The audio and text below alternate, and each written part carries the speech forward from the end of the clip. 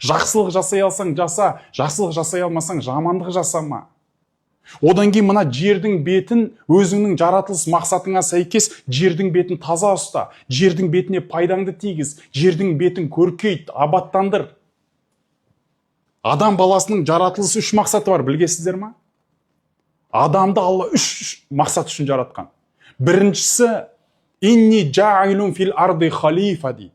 Алла тағала айтады, бірінші мақсатым адамдарды жаратуда. Мен адам баласын, адам атаны, адам баласын, мен өзіме орынбасар қылып, мына жер бетінде өзімнің әмірлерімді, өзімнің тыйымдарымды, өзімнің айтқанымды істейтін адам ретінде осы жерге орналастырдым.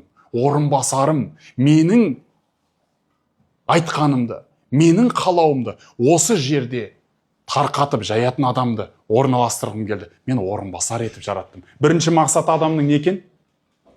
Халифа. Орынбасар екен, Алланың орынбасары екенбіз біз жігіттер. Екіншісі жаратылыс мақсаты. Алла тағала айтады: «Хуа аншаакум минал арды вастамаракум фиха». Біз адамдарды топырақтан жараттық дейді. Қайтадан сол жердің бетіне, топырақтың үстіне орналастырдық. Сол жердің бетін көркейтіп, абаттандырулар үшін дейді.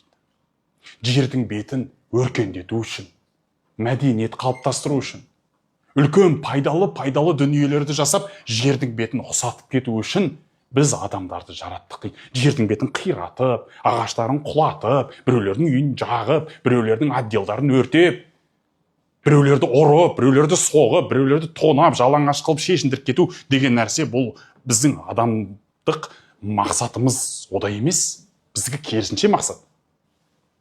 Үшіншісі, енді өздеріңіз білесіздер, «Уама халақтул джинна вал инса илля лиябудун». Біз адамдар мен жындарды бізді танып біліп, бізге басиып, әмірлерімізді, құлшылығымызды жасау үшін жібердік дейді.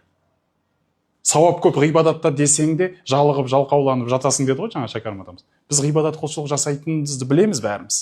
Намаз оқымайтындар да, ораза ұстамайтындар да. Бәрі біледі сауап екен. Бірақ жалығып, жалқауланып жатады, істемейді, өкінішке орай.